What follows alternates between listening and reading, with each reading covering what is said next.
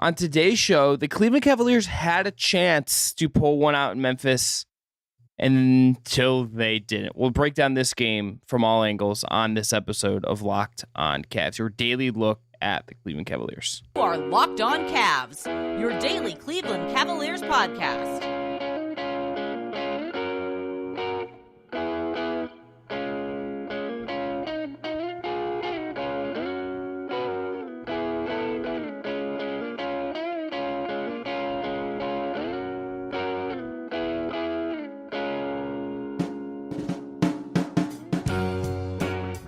All right, the music you heard on the way in is from our friends at Astral Radio. Check them out on Apple Music or Spotify. I'm Chris Manning, covering the Cavs and the NBA at large for places like Diamond UPROXX and Expeditions Fear the Sword. That man over there is Evan Dammarell. He is the proprietor of Write Down Nucleides at Fear the Sword as well. The music you heard on the way in is from Astral Radio again, and thanks again to Jake Stevens for producing this podcast. Evan, the Cavs lose 115-114 to the Memphis Grizzlies.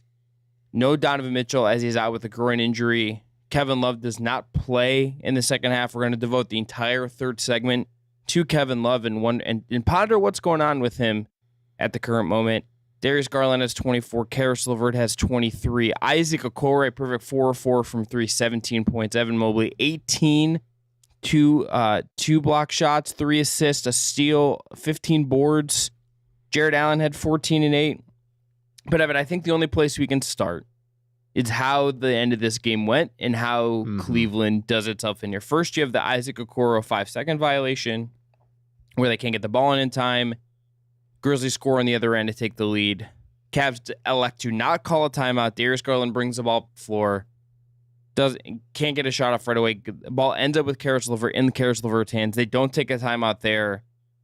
Cavs don't get off a clean shot at the end of this game, and they lose. And the last 20 or so seconds of this game, I think was entirely bungled by the Cleveland Cavaliers, and they should not feel good on a lot of fronts about how they ended this game after a very, very good performance after like about a 6-minute kind of lull. They really came back, and they just kind of blew it at the end of this game.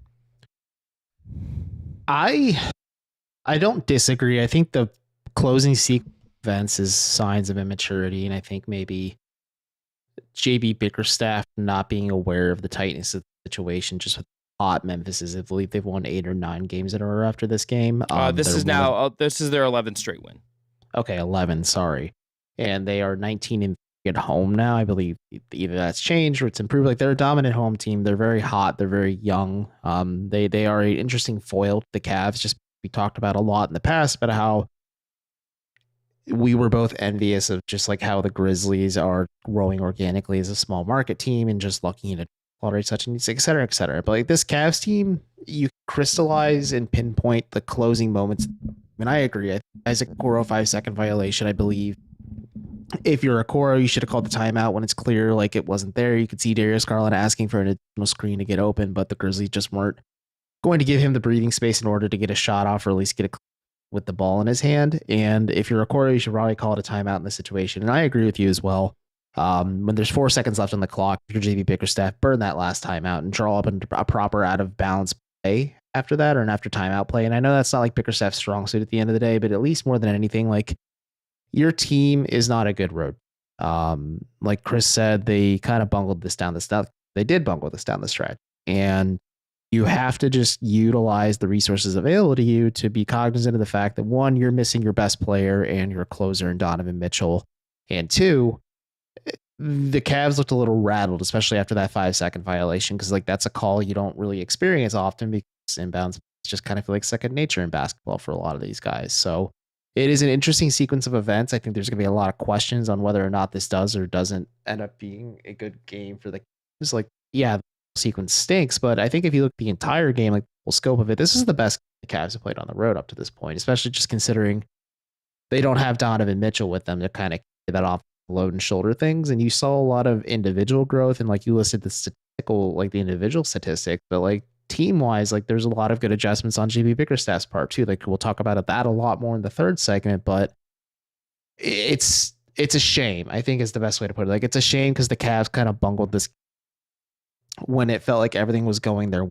And it was just unfortunate that Steven Adams was able to get that second chance opportunity. There's a lot of just unfortunate unfortunate sequences of events just on how things unfolded. And it's a shame because up until maybe the last 20 seconds, the Cavs played this game very, very, very well, and they were earning that win more than anything. And they definitely snapped out of the jaws of victory in this one. I just don't think, Evan, that the last 16 seconds reflect well on Bickerstaff in this particular game. There's other stuff he did well, all that stuff. But you're at 16 seconds when Steven Adams gets his putback. You have a timeout in your pocket. You're now going back to Cleveland with that timeout. You can't carry it over. You can't use it. And you bring the ball up the floor. Dylan Brooks is just on Darius Garland from the get-go. Can't get stretched. You're just kind of winging it as you go. And like that's hard enough to do. But it's like very hard to do in those moments. It's very hard to do against a defensive team as good as the Memphis Grizzlies that has the personnel to do what Memphis does. And you got the shot you end up getting is a Darius Garland 3-pointer pull up from like 29 feet that gets blocked by Dylan Brooks because it's just in his face that entire 16 seconds for the most part, just on him like white on rice. I think if you take a step back and look at that last 16 seconds and you look at how that went, there is not a rational argument to me that the Cavs would not have just been better off and had a better chance to win with the timeout. And whether that's at 16 seconds or whether that's when Karis LeVert at like 4 or 5 gets the ball and like he's in like panic mode at that point and being pressured. You had 2 chances to really reset and get off something better that maybe gives you, look, maybe it's a 5% chance better. Maybe it's a 10% chance. Maybe it's nothing super drastic, but you'd have a better chance to get off something clean that instead of like, look, we can talk about all the good stuff we did. We will be positive about a lot of the stuff. I think this is an absolutely bungled opportunity to pick up a road win. And every game matters. That is just where this is at. Every game matters. This is a bungled opportunity for Cleveland to get a win in a game where they did a lot right to come back and played their butts off. And I think in part, whoever ultimately, I think it's Bickerstaff, doesn't call the timeout. That's a huge mistake. That's just a huge mistake in my book. I think this is just a bad sequence of events. You saw a lot of just the glaring flaws when it comes to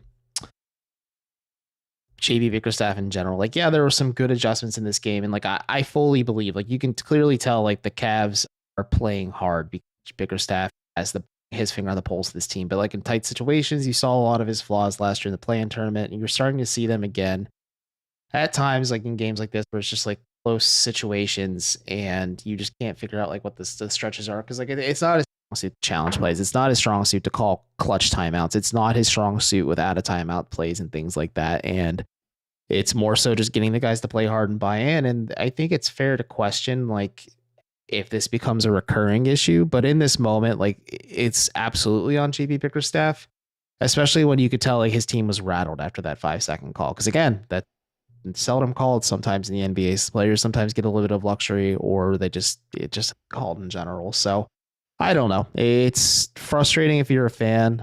It's frustrating if you are in that locker room for sure. It's frustrating if this coaching staff or in this organization in general, but thankfully, if you're the Cavs, this doesn't crystallize your entire season. It just doesn't end today. It's not like it's similar, I guess, to an extent like the Donovan Mitchell game where he scored 71. Like the Cavs still have to keep playing, and we'll kind of see what adjustments and changes he makes leading into the Golden State game, because he did make some good adjustments in this game as well. Like, I will give JB a little bit of credit on that one, but like he absolutely fumbled the bag down the stretch here. Yeah. Also, no challenge on the Lamar Stevens foul call on the block, and then no challenge on Jared Allen's blocking foul. I think those are ultimately mistakes too. Like, again, like that, maybe that cost you your timeout, but like those were pivotal plays, and I think you had a pretty clear grievance to like use your challenge there. But that's going to be it for airing out those last couple of minutes. We're going to get into our awards, and we'll dive into a lot of what worked in this game for the Cavs. Again, they were very good for a large chunk of this game, and these last 16 seconds, I think, just muddy, kind of bitter, make the some of the other stuff that was really great kind of bitter, just because you come away with the loss in a game you could have had. First, today's episode is brought to you by Built Bar. If you're looking for a delicious treat but don't want all the fat and calories, then you got to try Built Bar. Look, we just got through the holidays, and I know my goal this year is to eat a little bit healthier. If you're like me and you want to eat healthier but don't want to compromise taste, then I've got just the thing for you.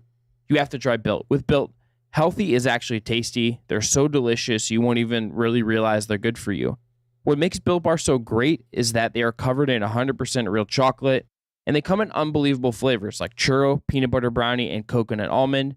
Not sure how they do it, but these bars taste like candy bars while maintaining amazing macros.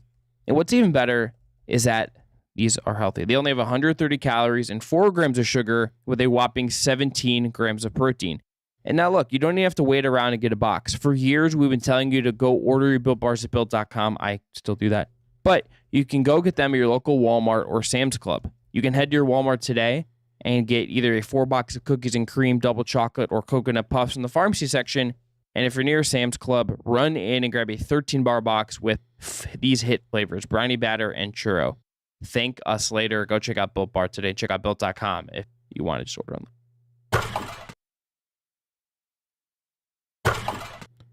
All right, back here on Locked On Cavs, Chris Manning, Evan Dammarell. Evan, let's get into our game awards.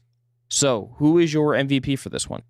It was Darius Garland. He was really, really impressive in this game. I think you saw flashes of he was as a player last year, where you tell you as the Cavs, hey, Darius, we need you to do a little bit of everything on offense for us tonight. Like, he was super involved in the playmaking. He kept Evan Mobley super engaged, especially down the stretch. He kept Jared Allen. He played off Karis LeVert and Isaac Okoro shooting really well, and the Cavs really tightened up the rotation in the second half, and Garland just remained consistent, and he kind of went blow for blow with Ja Morant in this one, which makes it even more impressive. They're very different players, Morant and Garland, but I jokingly said this in the Locked On Cavs like group text we have with Jake, and I said shouts outs to Darius Garland tearing his meniscus at Vanderbilt, because I don't think he would have fallen to Cleveland, just because he continues to blossom and grow, and probably is the third best player from his draft class at this point. And like, it's just fun to watch him and Morant, arguably the second best in this class, kind of trade blows like that down the stretch. And like, you see these both teams just be like surrounded by their offense at the point guard spot.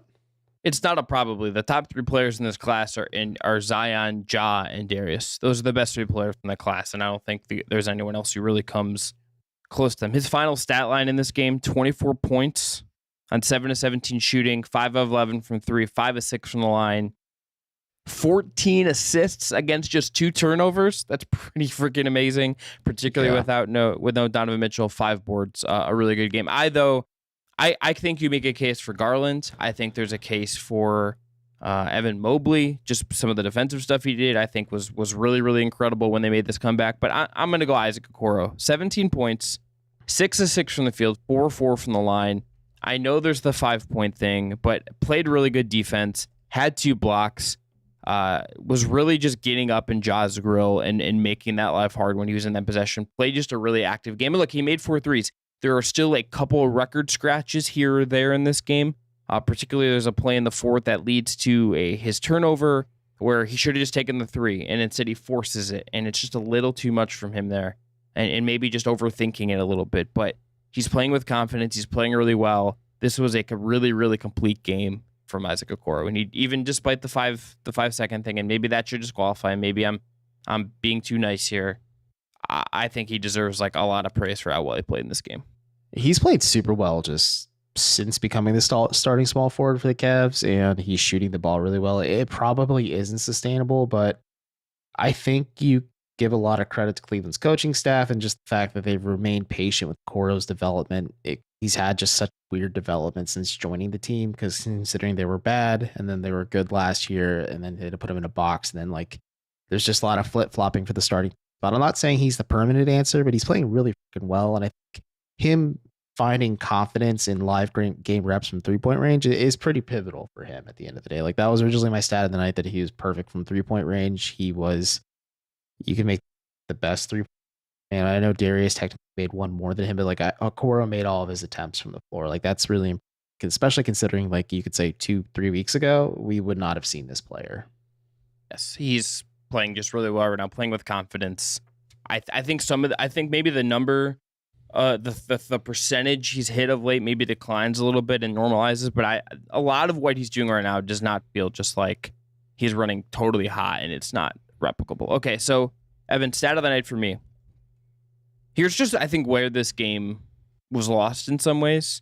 kind of bigger picture aside from the last 16 seconds, Memphis Grizzlies had an assist to turnover ratio of 2.75. So for every 2.75 assists, almost 3 assists, they're only turning the ball over once. The Cavs is at 1.53. So every 1.5 assists, they're getting a turnover for every one of those. Aside from Darius Garland, like they really struggled with turnovers in this game. Mobley, I think, did some really good stuff, but he had 6 turnovers versus just 3 assists.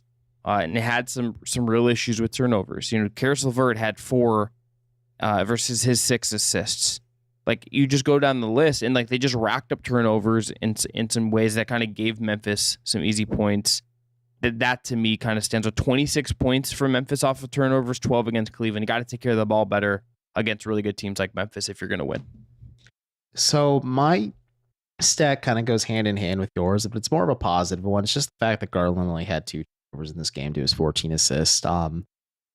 For those who watch this team on a nightly basis, like Chris and I do, sometimes Garland has a lot of turnovers, especially when he tries to be a bit more aggressive on offense. And if you ask at any moment in time, like, does he regret those turnovers? He'll usually say no. If we're being aggressive on offense and it's leading to scoring, sometimes you have to take swings. And if you swing and you miss, you just go back and you try again. But the fact that he was so consistently aggressive, especially in the second, only coughed it up twice, that's really encouraging, at least for has struggled with turnovers in his entire NBA career up to this point. He I think the last several games in a row, he has been like, I think, pretty incredible at kind of having these like very high assist, low turnover games. And maybe he's turning a corner this season and kind of ascending to his best version of himself. We shall see as this goes on. Evan, what is your play of the night? So my play of the night is the Jared Allen and one. I believe it was like in the quarter, but it was just a look the Cavs, and they're able to just consistently get everyone on offense. Like, again, like every starter had double digits. I think they a bit of a formula for the road, but like feeding the big men. Garland joked about this the other day. Like, if he keeps feeding them, they'll play harder on defense and kind of cover miscues.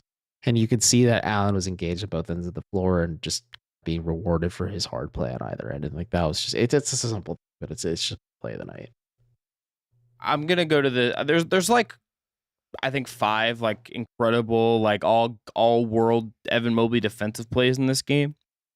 There's one in the first quarter that was my original pick where he got beat by an offensive rebound by Brandon Clark. And instead of like what I think 95% of other players do is just freak out and commit a foul there or give up like a clean layup, Evan Mobley is just calm and he goes straight up and forces a miss at the rim. Just like really like poised stuff. But my real pick is fourth quarter, 7:50 or so to go. Brandon Clark is driving into the lane, and Evan Mobley just perfectly times a block on Brandon Clark. He is in space. He steps with him, and he as Clark goes up, he waits half a second, gets up, swats it away. Grizzlies keep the ball, though. They drive in, and Mobley is there again to contest and make this what could have been a layup, what could have been a floater make in a close game. The Cavs are 199 at this point. He just saved points here. This guy had an outrageous defensive game. He's having, I think, to some degree, I think almost like but I think like his defensive season and how good he is in defense is like maybe a little bit underrated. And I talked about this. I talked about this in the mailbag show, but like this is the number 1 player in the 2021 class, and it's because of these defensive things he can do. This is a crazy good defender, just incredibly skilled, incredibly poised. He plays defense like he's already 25 and he's 21 years old. This dude's unreal. So cerebral as a player, and he's just so incredibly refined as a defensive player. I agree. Like, this defensive season, it's a lot of little stuff. Like, if you look at the box score, you will not be blown away with how Evan Mobley impacts the game, but like, it's just so insane how involved he is on the defensive side of the ball. And like you said, he is only in his second year, but he's playing like a guy who has been seasoned and playing NBA level basketball for the longest time. And it's fascinating to see where he ends up defensively. Like, he's just such a high impact player, and just the way kind of utilize him as just defender off of Allen and a guy who can defend in space, and just like everything small that Evan Mobley can do is just fascinating. And yeah, I agree. He's the best player from his draft class. And it is interesting to think this, like, Garland is the 3rd best player in his class despite where he was drafted, and Mobley is the best player in his draft despite being overall. I'm sure you can make an argument for Cade, or you can make an argument for Jalen Green, whatever. But like, Mobley was put in an odd situation. I agree. But like, I'm not, people in the can make an argument if they want. But like, this is just, he's fascinating to watch as a player because I can't quite put a peg on what he will be because he just keeps impressing me in so many different ways on a nightly basis. Like his impact is just, it metamorphosizes to what the Cavs just kind of need in a certain instant. Over or under 1.5 Defensive Player of the Year awards for Evan Mobley? I want to say over with 2 or 3. Yeah, I thought about setting that over under like 2.5, but I think I would smash the over at 1.5. All right, we're gonna go into one more break. We're gonna come back and we're gonna look at what's going on with Kevin Love because he's in a slump, and then he did not play in the second half of this game. So we're gonna talk about Kevin Love because we're about due for a Kevin Love conversation. So why not now, considering the timeliness of it? But Evan, first, you have an ad read for us. You're absolutely correct. Today's episode of Locked On Cavs brought to you by BetOnline. BetOnline.net is your number one source for sports betting info, stats, news, and analysis. Get the latest odds and trends for every professional and amateur league out. Pro football to college bowl season to basketball and so much more. They've got it all at BetOnline.net. For title odds, the Celtics are the best odds at plus 400. The Bucks are second at plus 600. The Nets are at plus 750. The Warriors are plus 900. And the Cavs, meanwhile, are sneaking right behind at 8th place with plus 1,800, and that is the 8th best overalls in the NBA, odds in the NBA, as I had mentioned. And if you love sports podcasts like this one, you can find those as well at BetOnline. They're always the fastest and easiest way to get your betting info. Head to their website today or use your mobile device to learn more. BetOnline, where the game starts.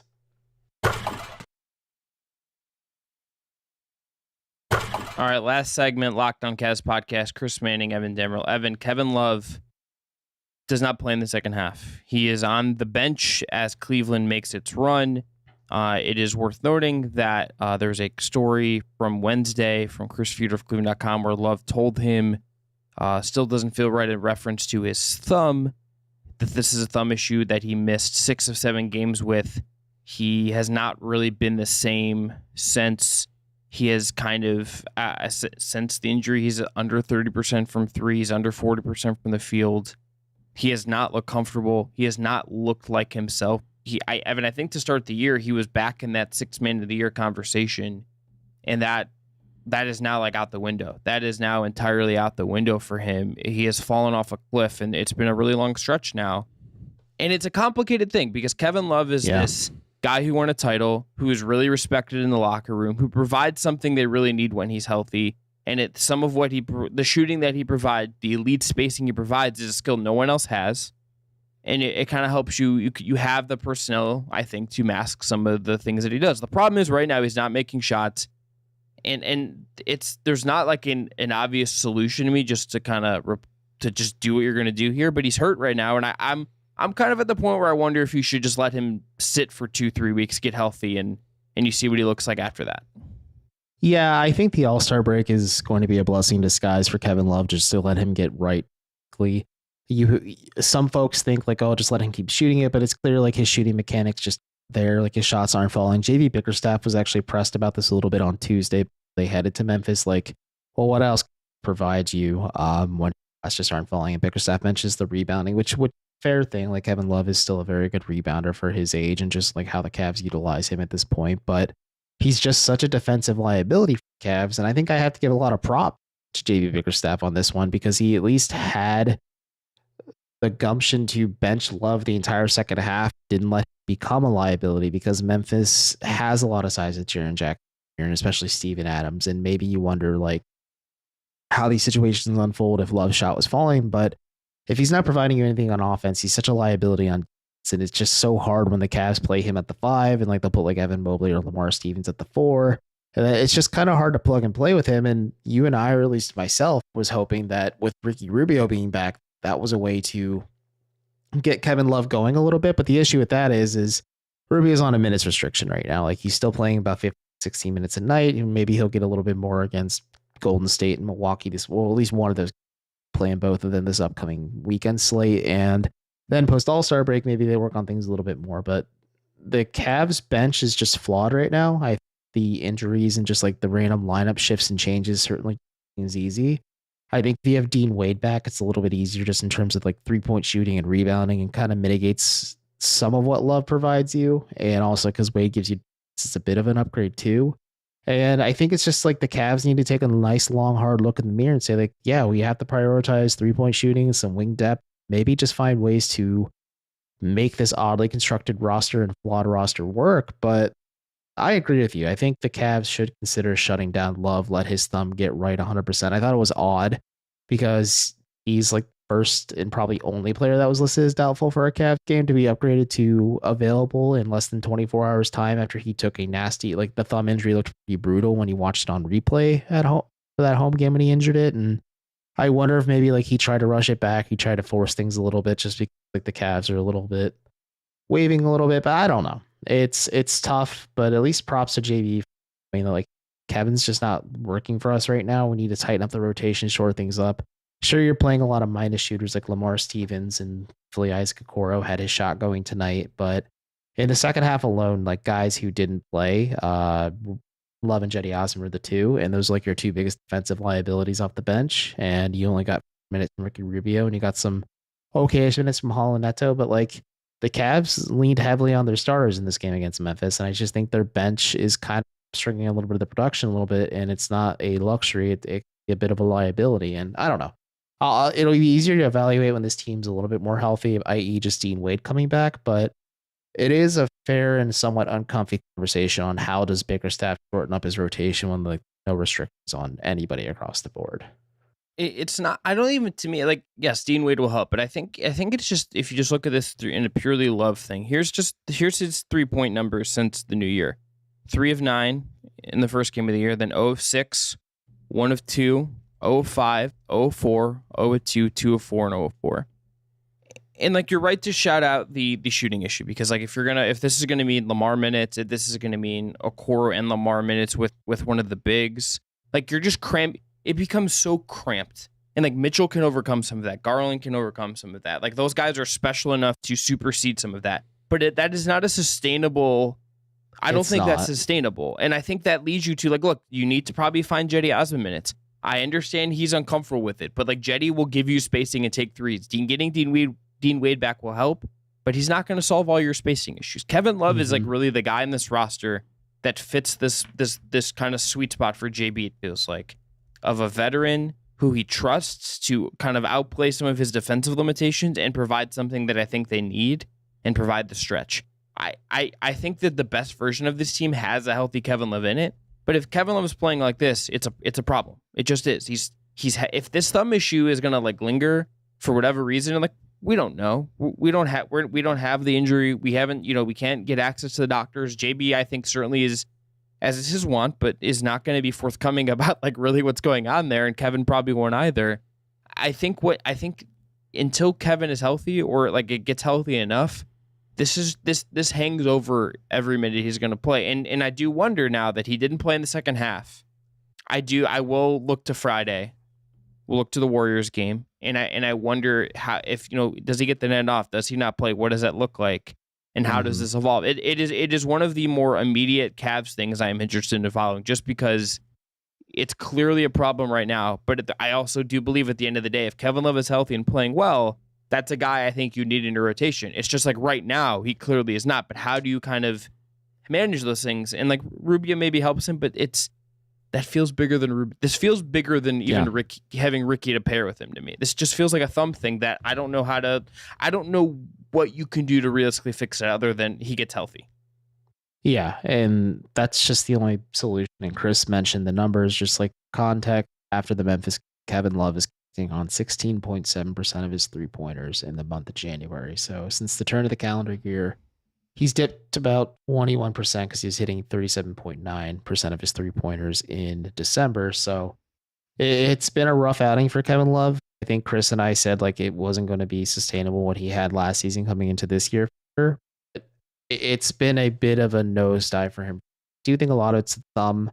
I just do wonder if like Cleveland just doesn't have enough to like justifiably say like, okay, we can like have be technically available, quote unquote. Like we're not like shutting him down, but like he'll wear warm-ups, but he won't play. So like they can rust him and let him get right. So I agree. I'm curious how Bickerstaff will handle this. I think that'll be a question he'll be asked maybe tomorrow if they have practice, or even Friday at shoot around prior to the game against Golden State. So we'll see what happens. But for now, just like Kevin Love is a liability. And I agree, like Ricky Rubio is not going to fix all of it, but I just think you notice like a bit of a direct correlation that like Love kind of got rolling to start the season last year and kind of got into that 6 man a year of the conversation because Ricky Rubio was just so good at working with him and pick and pop and just finding him in the right spot to get rolling. And then just kind of carried a lot of that momentum even after Rubio went down. And there were stretches where Love like wasn't great last season, but he was able to turn it around towards the end of the year. But he's just the liability out there. Right? Just teams are figuring out again that like the weakest link on defense, especially when Bickerstaff puts him at the 5 and just like the Cavs get shredded on the interior at that point. Then you're having to ask Jared Allen and Evan Mobley clean up his mistakes, and then you overplay them, and it's a vicious cycle at this point. And this team doesn't have enough answer to like completely fix it right now on this roster. Like it's probably gonna have to be addressed at the trade deadline or leading up to the trade deadline, but you have to kind of get creative and maybe be comfortable with being uncomfortable, like you said, and play guys like Cedi Osman and maybe play guys like Kevin Love less and try and find like a healthy balance so you can still somehow, some way get shooting somewhere else on your roster. We're going to end there. That is your Locked on Cavs episode for Thursday, January 19th. I'm Chris Manning. That's Evan Dammarell. Thanks again to Jake Stevens for producing this one. Now make your second listen, Game to Game NBA. Every moment, every top performance, every result. Locked on Game to Game covers every game from across the NBA with the local analysis only Locked On can deliver. Follow Game to Game on Locked on NBA. That is available on the Odyssey app, YouTube, and wherever you get your podcasts.